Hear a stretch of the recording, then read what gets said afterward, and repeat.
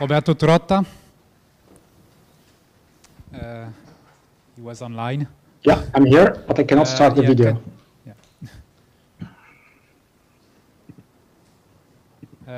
Do you have the video? You want to share the screen? So we see your name. Okay. Hi. Yeah, now you see your face. Thank you. Okay. You can share the screen if you want. Just a second. I have a little bit of a problem because I'm connecting through the browser. Oh. Can you share the screen? The usual problem, browser problem. I'll be back.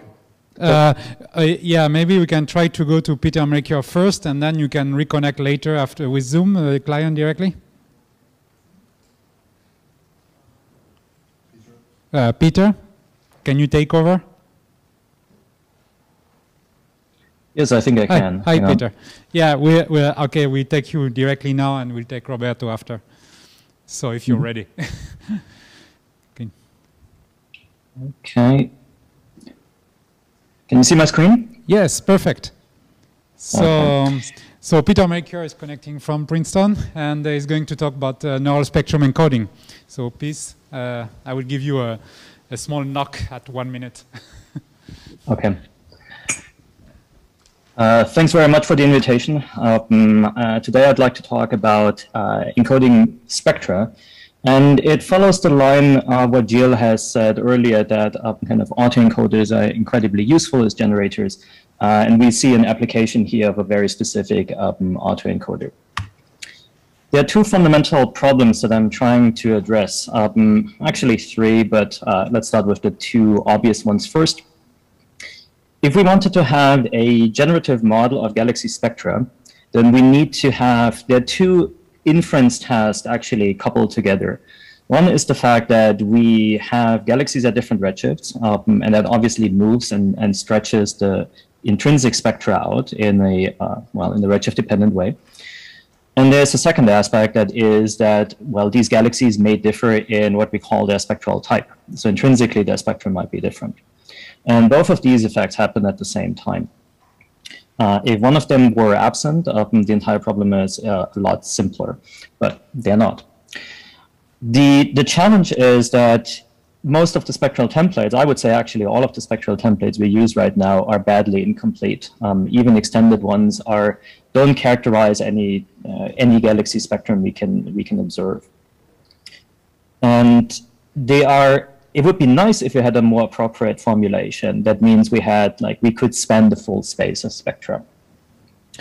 It's a work that I found really revealing that this is definitely doable.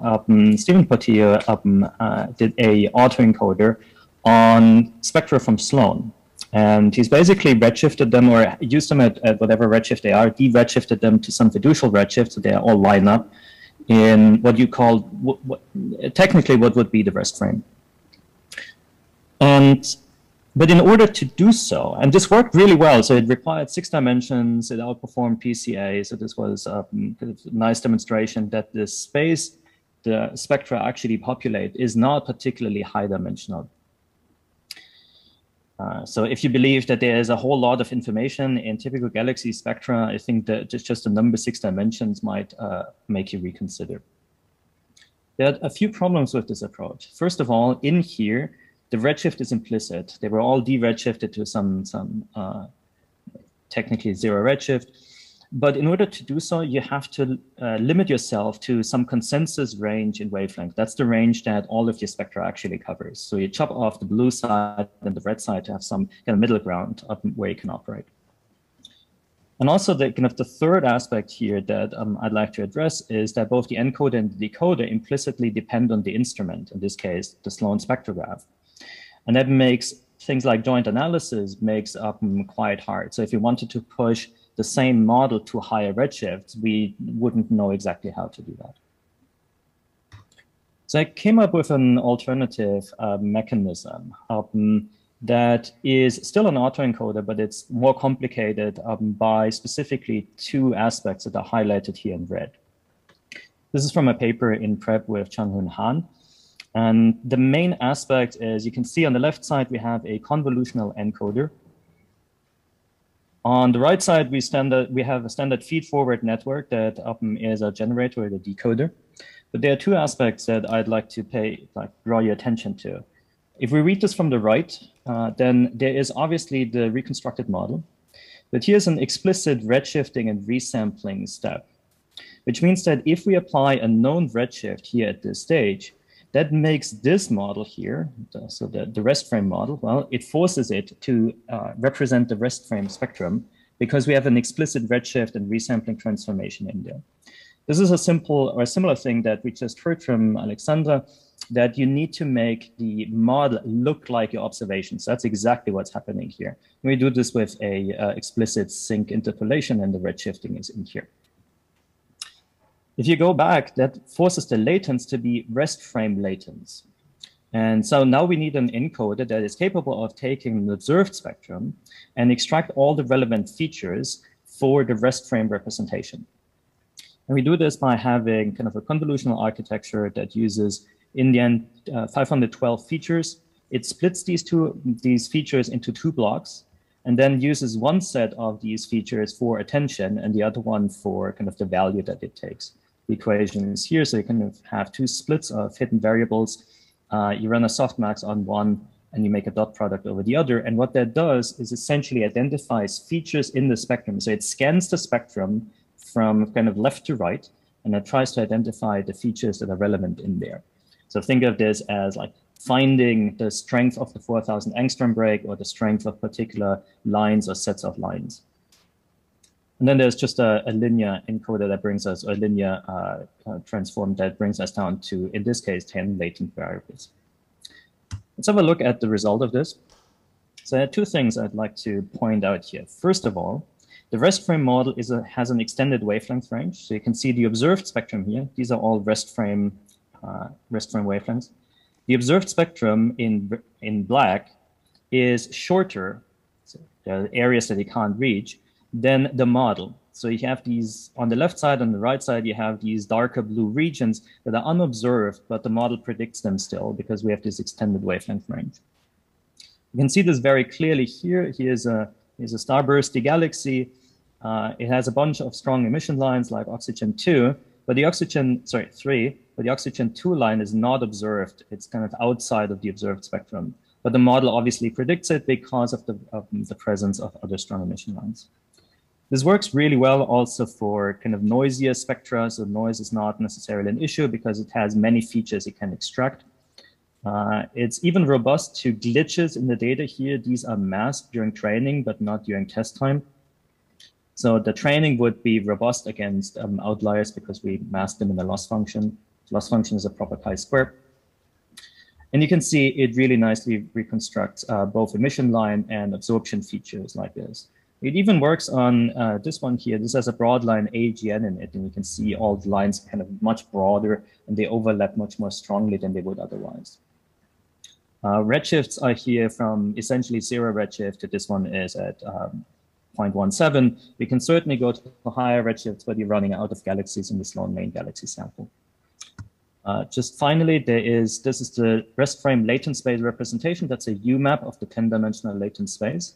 We selected a bunch of galaxies that are labeled as either starburst or broadband AGN or star-forming galaxies. And you can see that they are, well, they're localized in this map. That's not a surprise. But the much more important part is the color coding here is the deeper color referred to higher redshift galaxies. And you can see that there is no trend with redshift, despite the fact that we feed the redshifted spectra in, and we force it to find or attempt that it finds a redshift independent representation of these. So if it were dependent on redshift, then you'd have a trend, say it's lighter blue over here and darker blue over here. And no such strong trend at least exists. So that's an indication that this model really does recognize the Restframe latent features. In summary, we have an explicit redshift transformation. We also do the explicit resampling onto the observed grid of the spectrograph. And that enforces this latent representation of the Restframe spectrum. And that is something that's easily interpretable, as we saw, right? We can show that the lines are where they are broader. This is the space where we have good intuition, And you can just kind of look at those spectra, look at the features that are recovered, and see whether they make sense and whether they are good enough. In fact, with 10 latent variables, we have a model that is viable even for these extreme populations like broadline AGNs. Works just fine. It is, I haven't talked about it, but it is very strongly noise and redshift invariant. That was the last plot that I showed, that there's no clear redshift trend in this encoding. And it can account for different noises and spectral types. The noises come in at the level of the likelihood. The spectral coverage is because we have this extended Restframe model. You can think of this as potentially even a super resolution model, but it's certainly an extended wavelength range. I haven't talked about this either. We can apply line spread functions in the same mapping transformation, very similar to what Alexandra just showed. So this entire approach here is quite similar to an autoencoder that Francois constructed on galaxy images, where he also had, say, a convolution at the output side to for this encoded signal. And what that does is it allows us to have one model that works from lower redshift to higher redshift. And what we'll do in the next steps is going actually to higher redshift samples. That requires a different encoder, but it would go through the same decoder. So to have the same generator generate both of these sets of spectra. We'll intend to do that on the prime focus spectrograph. If we want to use this for simulations, so putting realistically looking spectra into simulations, we'll run a conditional normalizing flow on the latent spaces and condition that on either redshift or whatever, say, broadband features you want to generate a sample of. That's what I had. Happy to take any questions. Thank you very much, Peter.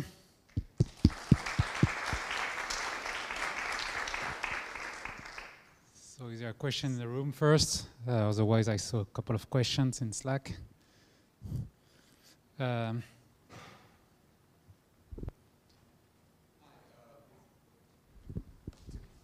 Hi, Lucas Mackinnon. I was going to ask, did you deal with hi, how's it going?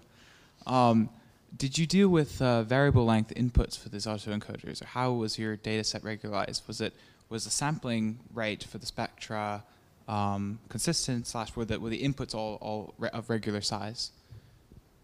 Mm-hmm. Good question. Let me share my screen again. For whatever reason, dropped out. So, what you can see here is there are two questions. So the input spectra were fixed. So the spectra had, this is what DIA12, or I think from Sloan actually generates. So you get 3,892 spectral elements. There's a secondary question, and that is like, how do you make sure that this is all well sampled? And that's in the definition of the rest frame. You can see this rest frame is extended by a certain amount, it's bigger.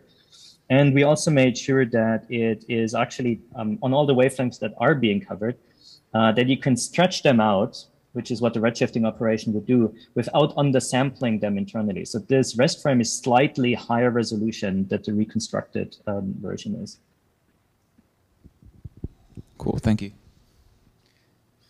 There is one question from François Danus on Slack. I start at the beginning. Then there are many more questions. I encourage you to check the Slack. Why don't you use the recognition model to also infer the redshift and or provide the redshift as an input? You could decouple the redshift from the rest of the latent variables. Yeah, that's a good thing. I've tried that, and it turns out, so you can do a regression on the redshift as well. But it turns out that the precision you need for the redshift estimation is incredibly high. Otherwise, if you get the redshift slightly wrong in this, so if this redshift is estimated and not not at a high quality input as we had from Sloan, if you get the redshift slightly wrong, then your entire spectrum moves around, and the L2 loss function is not very robust to that. I played a little bit with, say, Earth mover distance to have a more robust kind of measure of how well the spectrum and the reconstruction fit, but I never could this to work really well under noise. So it's the precision that you need in this is relatively high. Otherwise, your lines just move so strongly, and if you have strong line emitters like these ones, then you get a terrible chi-square for a tiny change in redshift. Okay, so I see François proving in in the amphitheater. So thank you very much. I think we go to the last speaker of the session. So thank you again, Peter.